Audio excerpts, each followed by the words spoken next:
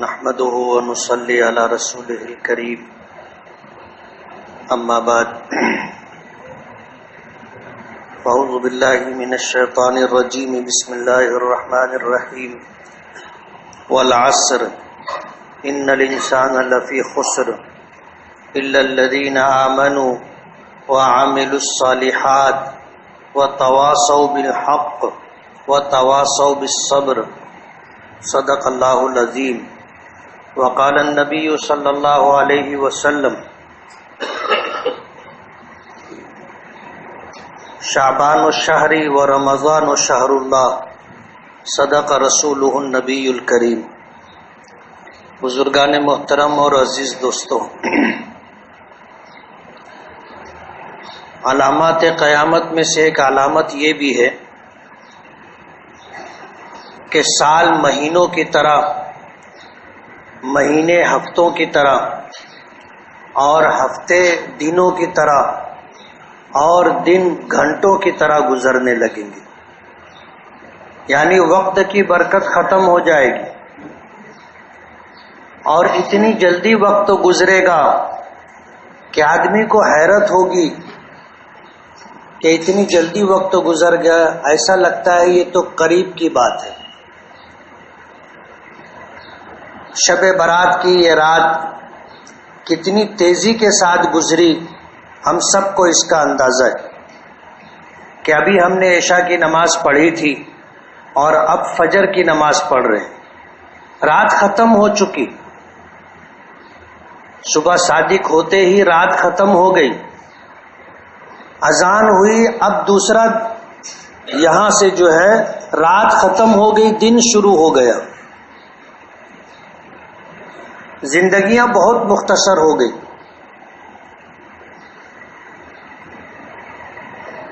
اور اتنی تیزی کے ساتھ دن گزر رہے ہیں اور ہم لمحہ بلمحہ موت کے قریب، قبر کے قریب ہوتے جا رہے ہیں. آج کی رات میں اللہ پاک نے وہ سارے فیصلے جو سال بھر میں ہونے ہیں فرشتوں کو عطا کر دیے.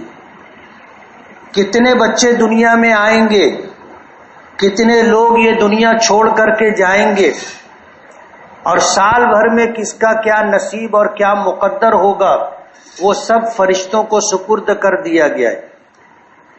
ہم میں سے کسی کو پتہ نہیں ہے کہ ہمارا کب بلانا آئے گا. کتنے ایسے ہوں گے ہم میں سے کہ جن کا کفن بازار میں بکنے کے لیے آ چکا ہوگا اور اسے پتہ نہیں. کتنے ایسے ہوں گے جن کا رزق ختم ہوگا، ختم ہونے کا فیصلہ ہو چکا ہوگا اور وہ لمبی لمبی امیدیں باندھے اپنا وقت گزار رہا ہوگا. یہ رات کچھ لوگوں کے لیے اچھی رات تھی اور کچھ لوگوں کے لیے یہ رات اچھی نہیں تھی. جن لوگوں نے اس رات کو اللہ کی عبادت کے ساتھ گزارا، جن لوگوں نے اس رات کو دعاؤں کے اہتمام کے ساتھ گزارا، جن لوگوں نے قرآن کریم کی تلاوت اور اللہ کے ذکر کے ساتھ اس رات کو گزارا، یہ رات ان کے لیے انشاءاللہ نجات کا سبب بنے گی. سرکار دو عالم صلی اللہ علیہ وسلم نے اس رات کو لیلۃ البراءت قرار دیا، یعنی یہ رات جہنم سے نجات کی رات ہے. لیکن ظاہر بات ہے ان کے ہی لیے جنہوں نے اس رات کی قدر دانی کی اور اس رات کے ایک ایک لمحے کو وصول کیا. اور وہ لوگ جو اس رات کو لہو و لعب میں، شور و شغب میں، سیر و تفریح میں اور کھانے پینے میں انہوں نے اس رات کو گزارا. ظاہر بات ہے یہ وقت اتنا قیمتی تھا کہ ان چیزوں کے لیے یہ وقت نہیں تھا. جن لوگوں نے اس رات کو اس طرح گزارا، ظاہر بات ہے یہ رات ان کے لیے محرومی کا سبب بنے گی. اس رات کی فضیلت سے وہ محروم ہو گئے، اس رات کی خیرات و برکات سے وہ محروم ہو گئے. نبی کریم صلی اللہ علیہ وسلم شعبان کے مہینے میں کثرت سے روزہ رکھا کرتے تھے اور فرمایا کرتے تھے کہ یہ مہینہ اللہ پاک کی طرف سے فرشتوں کو فیصلے عطا کرنے کا مہینہ ہے. میں چاہتا ہوں کہ جب اللہ میرا مقدر اور نصیب لکھے تو میں روزے کی حالت میں رہوں۔ تو یہ رات گزر گئی، اب پتہ نہیں آنے والی شب برات میں ہم میں سے کون رہے گا کون نہیں رہے گا۔ ایک مسلمان کو ہر آنے والے دن کو اپنی زندگی کا آخری دن سمجھنا چاہیے، اور ہر آنے والی رات کو اپنی زندگی کی آخری رات سمجھنا چاہیے، یعنی اتنی تیاری کے ساتھ اسے رہنا چاہیے کہ جب بلانا آئے میں چلنے کے لیے تیار۔ یہ دنیا ہمیشہ رہنے کی جگہ نہیں ہے۔ اگر یہ دنیا ہمیشہ رہنے کی جگہ ہوتی تو ہمارے درمیان اللہ کے رسول صلی اللہ علیہ وسلم موجود ہوتے، صحابہ کرام موجود ہوتے، تابعین تبع تابعین امہات المومنین موجود ہوتے، لیکن سب کو یہ دنیا چھوڑ کر کے جانا پڑا۔ ظاہر بات ہے جب اللہ کے رسول صلی اللہ علیہ وسلم جو تمام عالموں کے لیے رحمت تھے، اللہ نے جب ان کو 63 سال کی عمر دے کر کے اپنے پاس بلا لیا تو پھر اس دنیا میں کون رہے گا؟ کوئی نہیں رہے گا۔ اس دنیا میں آنے کا مقصد یہ ہے کہ آدمی ایمان لائے، اچھے اعمال کرے، آپس میں ایک دوسرے کو حق کی وصیت کرتا رہے، اور اللہ کے حکموں کی تعمیل میں، شریعت اور دین کی پابندی میں اگر نفس پر شاق گزرے، تکلیف اور مصیبت محسوس ہو تو اس کو برداشت کرے۔ یہ 4 چیزیں اللہ پاک نے سورۃ العصر میں ذکر کی ہے۔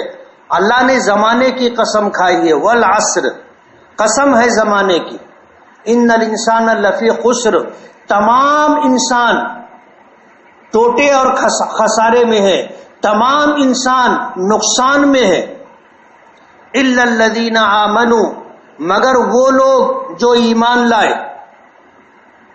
ظاہر بات ہے آج دنیا میں ایک بہت بڑی تعداد ایسی ہے جو ایمان سے محروم ہے، کفر کے ساتھ، شرک کے ساتھ زندگی گزار رہی ہے، ان کے پاس ایمان نہیں ہے۔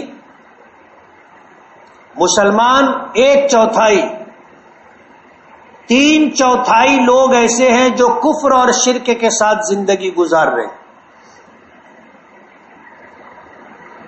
ہم ان خوش نصیب لوگوں میں سے ہیں جنہیں اللہ پاک نے ایمان عطا کیا، اور ایمان اتنی بڑی نعمت ہے کہ اگر کسی شخص کو اللہ پاک ایمان دے دے، پھر اس کو کچھ بھی نہ دے تو بھی وہ شخص کامیاب، اور اگر کسی کو اللہ پاک ساری دنیا دے دے کہ وہ دنیا کا اکیلا مالک ہو لیکن ایمان نہ ہو تو وہ آدمی نقصان اور خسارے میں۔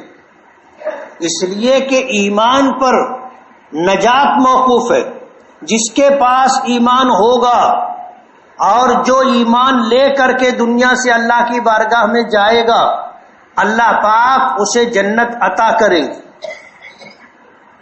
یا تو اللہ اسے دخول اولی عطا کریں گے کہ حساب و کتاب ہوگا اور وہ جنت میں جائے گا، یا تو ایسا ہوگا کہ حساب و کتاب ہوگا، اس کی کوتاہیوں کی وجہ سے، اس کی بدعمالیوں کی وجہ سے اللہ پاک اس کو جہنم میں ڈالیں گے، اپنی بدعمالیوں کی سزا بھگت لے گا، تو پھر یہ ایمان اسے لے کر کے جنت میں آئے گا۔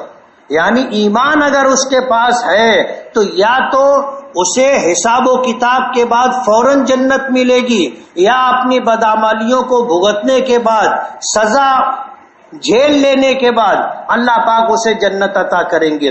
لیکن ایمان اگر ہے تو ایمان اسے جہنم میں رہنے نہیں دے گا۔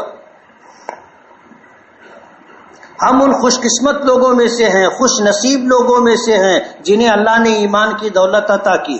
ایمان ہے کیا؟ ایمان اللہ کو ایک ماننا، اللہ کی ذات میں، صفات میں کسی کو شریک نہ کرنا، چاہے وہ کائنات کی بڑی سے بڑی مخلوق کیوں نہ ہو، اللہ کا کوئی مقرب بندہ ہی کیوں نہ ہو، نبی اور نبیوں کا سردار ہی کیوں نہ ہو، اللہ کی ذات میں، اللہ کی صفات میں ہم شریک نہیں کریں گے۔ یہ ہے ایمان۔ اللہ نے ہمیں ایمان کی دولت عطا کی۔ 4 چیزوں میں سے ایک چیز ہمارے پاس ہے جسے ہم ایمان کہتے، اور یہ اللہ کا کرم اور فضل ہے. ہم نے اللہ سے ایمان مانگا نہیں تھا، ہم نے اللہ سے سرکار دو عالم صلی اللہ علیہ وسلم کا امتی ہونا مانگا نہیں تھا. یہ تو اللہ نے اپنے فضل سے ہمیں دے دیا کہ انسان بنایا، ایمان کی دولت عطا کی، اور تمام نبیوں کے دنیا سے جانے کے بعد آخری نبی سرکار دو عالم صلی اللہ علیہ وسلم کے زمانے نبوت میں ہمیں اللہ نے پیدا کیا.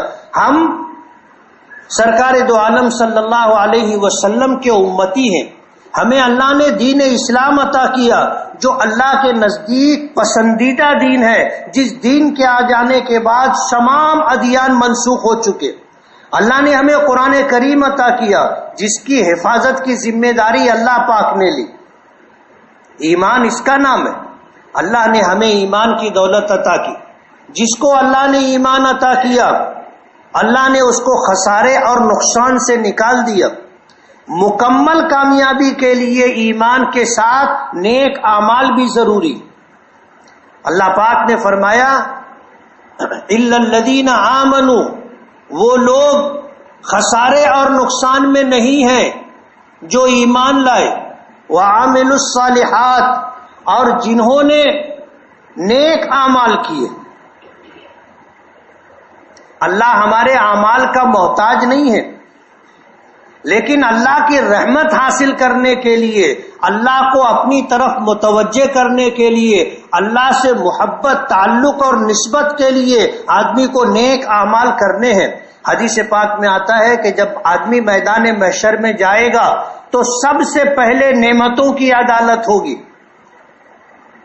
نعمتوں کی عدالت ہوگی. وہاں جب بارگاہ میں پیشی ہوگی حساب و کتاب کے لیے، تو اللہ پاک کی وہ ساری نعمتیں جو اللہ نے ہمیں دے رکھی تھی دنیا میں، اور مفت میں وہ نعمتیں ہم کو ملی تھی، یہ ساری نعمتیں جو ہمیں ملی ہوئی ہیں اس کے بدلے میں ہمیں نیکیاں دینی پڑیں گی. پہلی عدالت نعمتوں کی ہوگی. قرآن کریم میں آتا ہے کہ لَتُسْأَلُنَّ يَوْمَئِذٍ عَنِ النَّعِيمِ، اس دن جو قیامت کا دن ہوگا تم سے ضرور بھی ضرور نعمتوں کے متعلق سوال کیا جائے گا کہ ہم نے تم کو نعمتیں دی تھی، اس کے بدلے میں کیا لے کر کے آئے. ہر نعمت کے بدلے میں نیکیاں جمع کی جائیں گی. کتنے لوگ ایسے ہوں گے کہ نعمتوں کے مقابلے میں ان کے پاس جو نیکیاں ہوں گی وہ سب ختم ہو جائے گی. حدیث پاک میں آتا ہے دوسری عدالت حقوق العباد کی ہوگی. ہم نے دنیا میں جو وقت گزارا، ہم پر جن لوگوں کا حق تھا، جن بندوں کا حق تھا، ماں کا، باپ کا، بیوی کا، بچوں کا، پڑوسیوں کا، اساتذہ کا، بڑوں کا، اللہ کی دیگر مخلوق کا، یہ حق جو ہم پر تھا ہم نے یہ حق ادا کیا یا نہیں؟ اگر ہم نے حقوق ادا کیے ہیں تو ہم نجات پا جائیں گے، ورنہ ہر حقدار آئے گا اپنے حق کا مطالبہ کرے گا. حدیث پاک میں آتا ہے سرکار دو عالم صلی اللہ علیہ وسلم نے پوچھا کہ بتاؤ مفلس کون ہے؟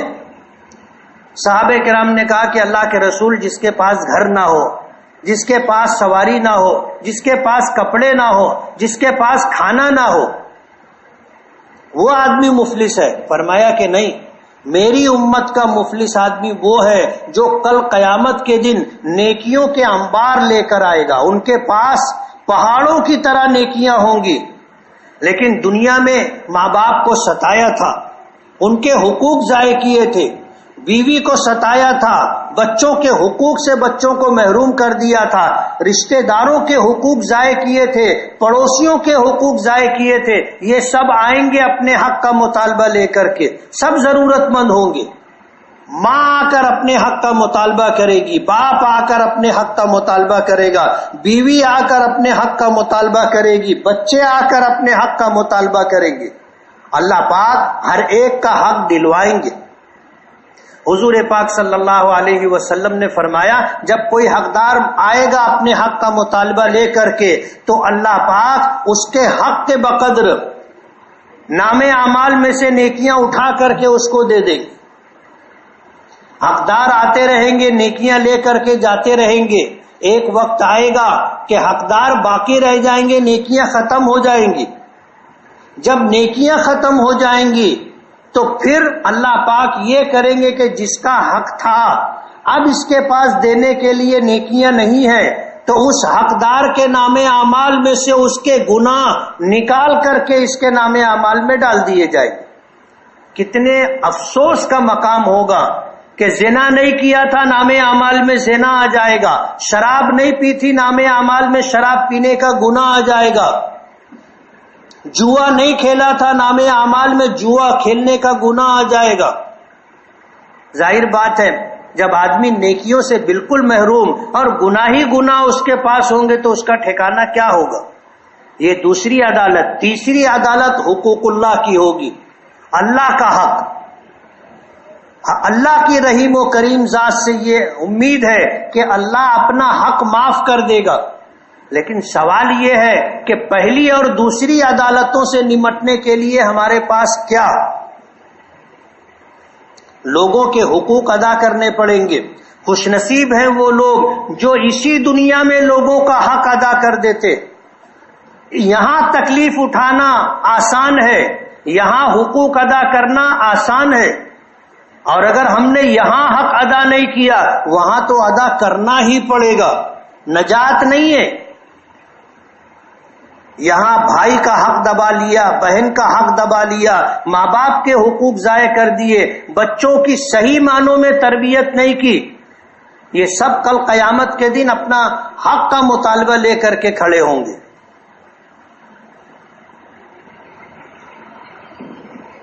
وعامل الصالحات، نیک اعمال کر کے آدمی جائے، ایمان بھی ہو، نیک اعمال بھی ہو.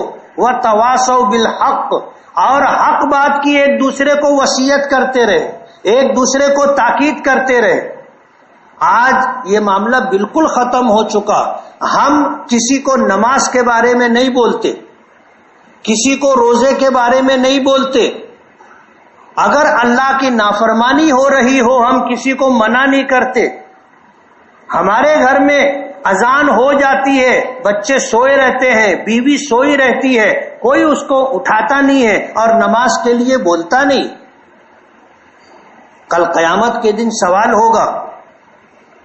اللہ پاک نے فرمایا نجات ان کے لیے ہے جو ایمان لائے، نیک اعمال کیے اور ایک دوسرے کو وصیت کی، حق کی وصیت کرتے رہے، تاکید کرتے رہے. وتواصوا بالصبر، اور ایک دوسرے کو تسلی دیتے رہے کہ نماز پڑھنے کے لیے اٹھے، تکلیف ہوئی، نیند خراب ہوئی، نرم گرم بستر چھوڑ کر کے اٹھنا پڑا، کچی نیند میں سے اٹھنا پڑا، صبر کر لینا. وتواصوا بالصبر، آدمی صبر کر لے. ظاہر بات ہے یہ تکلیف ہمیشہ کی تو نہیں ہے. تکلیف ختم ہو جائے گی، نیکیاں باقی رہیں گی. جیسے یہ کہا جاتا ہے کہ آدمی گناہ کرتا ہے، لذت ختم ہو جائے گی، گناہ باقی رہے گا. اسی طرح نیکی کرنے کے لیے اگر تکلیف اٹھائی ہے تو یہ تکلیف ختم ہو جائے گی، نیکیاں باقی رہیں گی. دین پر عمل کرنے کے لیے، اللہ کے حکموں کو پورا کرنے کے لیے سرکار دو عالم صلی اللہ علیہ وسلم کی سنتوں کی اتباع اور پیروی میں اگر مشقت پیش آئے تو صبر کر لینا، اور اس بات کی ایک دوسرے کو فہمائش اور تاکید کرتے رہنا. وتواصوا بالصبر، کہ بھائی تکلیف ہوگی برداشت کر لے، یہ تکلیف اور مصیبت ختم ہو جائے گی لیکن ملنے والی نیکیاں باقی رہیں گی. نبی کریم صلی اللہ علیہ وسلم کے صدقے میں اللہ پاک نے ہمیں جو دین عطا کیا، جو احکامات عطا کیے، وہ پچھلی امتوں کے مقابلے میں بہت بہتر اور بہت زیادہ ہے. ہمیں اللہ نے عمر کم دی، 60-70 سال کی عمر دی. پچھلے لوگوں کو لمبی لمبی عمریں اللہ پاک نے دی تھی، لیکن ایک وقت کی یا 2 وقت کی نماز تھی اور پورے سال کا ایک روزہ تھا. اللہ پاک نے ہمیں مکمل دین عطا کیا، 5 وقت کی نمازیں دی، اللہ پاک نے 5 وقت کی نمازوں پر 50 وقت کی نمازوں کے ثواب دینے کا وعدہ کیا، ہمیں رمضان کا پورا مہینہ روزے کے لیے عطا کیا گیا۔ ایک فرض روزے کا ثواب اتنا ہے کہ اگر کسی نے رمضان کا ایک روزہ جان بوجھ کر کے چھوڑ دیا، رمضان کا ایک روزہ جان بوجھ کر کے چھوڑ دیا، پھر اس کے بعد رمضان کے بعد اس نے روزے کی قضا کر لی، تو روزے کی قضا کر لینے کی وجہ سے جو فرض اس کے ذمے تھا وہ ساقط ہو جائے گا، لیکن ایک روزہ رکھنے پر جو اجر و ثواب اس کو ملنے والا تھا، فرماتے ہیں کہ اگر ساری زندگی وہ روزہ رکھے تو بھی اس ایک روزے کا ثواب وہ نہیں پا سکتا۔ رمضان کے ایک روزے کا اتنا ثواب، اور اللہ نے اپنے فضل سے اپنے محبوب کی امتی بنا کر محبوب نبی کے صدقے میں رمضان کا پورا مہینہ عطا کیا۔ یہ رمضان جو آنے والا ہے، جس کو پانے کے لیے حضور دعا کرتے تھے کہ اللہ ہمارے لیے رجب اور شعبان میں برکت عطا فرما، وبلغنا رمضان، اور ہمیں رمضان المبارک تک پہنچا دے، ہمیں یہ دعا کرنا چاہیے۔ جب ہم دعا کے لیے ہاتھ اٹھائیں تو یہ مانگیں اللہ سے کہ اللہ ہمارے لیے شعبان میں برکت عطا فرما اور ہمیں عافیت کے ساتھ رمضان تک پہنچا دے، تاکہ ہم رمضان کی خیرات و برکات اٹھا سکیں۔ نبی کریم صلی اللہ علیہ وسلم رمضان کے استقبال کے لیے شعبان سے ہی تیاری شروع کر دیتے تھے۔ ازواج مطہرات کہتی ہیں کہ ہمارے جو روزے رہ جاتے تھے ہم شعبان میں نبی کریم صلی اللہ علیہ وسلم کے ساتھ روزے رکھا کرتے تھے۔ آپ نے فرمایا شعبان میرا مہینہ ہے اور رمضان اللہ رب العالمین کا مہینہ ہے۔ اور رمضان ہے کیا؟ رمضان میں 2 عبادتیں، ایک تو روزہ اور ایک تراویح، باقی سب کچھ وہی ہے، کوئی کچھ کم زیادہ نہیں ہوتا۔ صرف 2 عمل ہے جو رمضان کی خصوصیات میں ہے، ایک تو ہے روزہ اور ایک ہے تراویح۔ دن میں روزہ رکھنا ہے، رات میں تراویح کا اہتمام۔ نبی کریم صلی اللہ علیہ وسلم نے فرمایا کہ من صام رمضان ایمانا و احتسابا غفر له ما تقدم من ذنبه، اور فرمایا کہ من قام رمضان ایمانا و احتسابا غفر له ما تقدم من ذنبه، کہ جس شخص نے رمضان کے روزے ایمان کے ساتھ اور نیکی کی امید پر رکھے، اللہ تعالیٰ اس کے پچھلے سارے گناہ بخش دیں گے۔ اور جس نے رمضان میں تراویح کا اہتمام کیا ایمان کے ساتھ اور نیکی کی امید پر، اللہ پاک اس کے پچھلے سارے گناہوں کو بخش دیں گے۔ نبی کریم صلی اللہ علیہ وسلم نے رمضان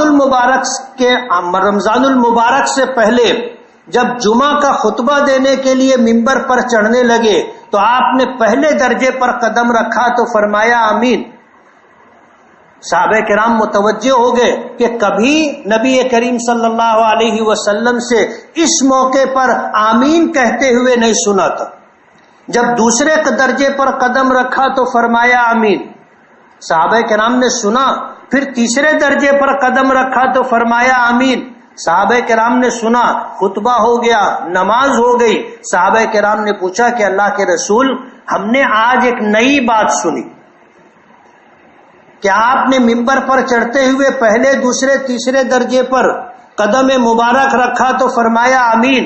تو حضور نے فرمایا کہ ہاں، حضرت جبرائیل آئے تھے اور فرمایا دعا دی تھی کہ جس شخص نے اپنے ماں باپ میں سے دونوں کو یا کسی ایک کو بڑھاپے کی حالت میں پایا اور ان کی خدمت کر کے اس نے جنت نہیں حاصل کی تو وہ تباہ و برباد ہو جائے۔ تو میں نے کہا آمین۔